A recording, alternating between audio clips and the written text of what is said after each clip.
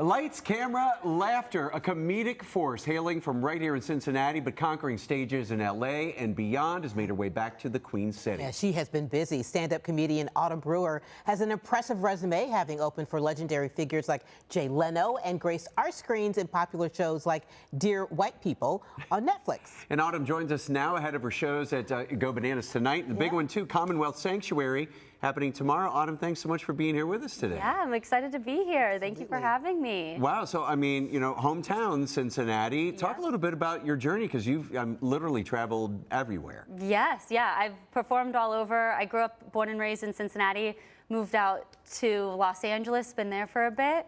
And then I've been doing stand-up since the pandemic out in LA. Yeah. Wow, busy, busy. So what can the audience expect at your upcoming show at the Commonwealth Sanctuary, April 20th, right? April 20th, yep, Saturday, yeah. I have a lot of fun on stage. I really enjoy bringing in the audience, and I do a lot of storytelling and talk about my personal experiences and life like that stuff. Yeah. So. Yeah, I know. I love seeing like some of your reels and things on Instagram. You definitely do interact with the audience. Is that where you get like a lot of your material, just based off things that happen, or how do you research what jokes you tell on stage? Yeah, a lot of it's from personal experience. I started with improv, so I think that's where I like to interact with the crowd and get some of their input.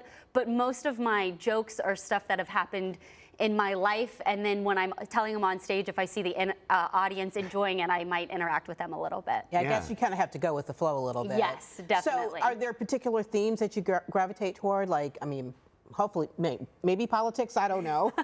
Actually, I tend to stay away from politics just because for me, I like going off of my personal experiences. So I do have a lot of dark humor things. I talk about my mental health and any other like struggles and things that happen in life. So yeah. Things that people can relate to. Yeah, right? exactly. Definitely. Yeah. So I have to ask, when you got into comedy then, was there anybody that you sort of looked up to, like maybe some comedic influences? Yeah, I watch a lot of Mike Birbiglia. He does a lot of storytelling, and I'm a storyteller. We have different themes. He tends to be a little bit more upbeat, but the way he tells the story was always very inspiring to me. So I watch a lot of him. Yeah. So I imagine you talked about interacting with the audience. You kind of never know what to expect. Is there a memorable moment that you can share with us? I mean, something that you won't forget? With interacting with the audience? Yeah. Ooh, that's a good question. There was actually a recent one. I tell a joke. I had got my car stolen, and I had a person laugh before I told the joke. They were laughing at the fact that I had my car stolen. So I had to interact with that. So that was a fun experience.